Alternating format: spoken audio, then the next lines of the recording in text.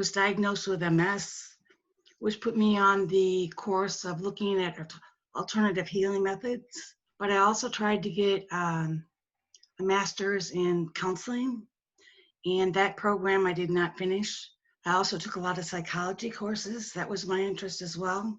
So I see in your class, in your lessons, how you're utilizing those, and I very much appreciate it. You're doing an awesome job. I started meditating about 30 years ago. I was by myself. I didn't know anybody who did meditation or anything, and I felt very unworthy. So at that point, I decided that I was going to be who I needed to be without feeling unworthy. It is extremely well put together. It is based very much in psychology, spirituality. I love the way that you explain the lessons. You explain them each individual step.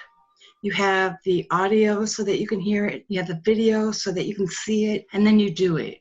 So, I mean, you have all three different kinds of learning to take in the information. You have a wealth of knowledge. I love it. I think you do what you do very well. I don't normally give compliments very often. I feel that when I give them, they need to be genuine. And so I truly want you to know, I truly think that what you're doing is excellent. This course is extremely well thought out, extremely well organized, very flexible, very well thought through, and very powerful.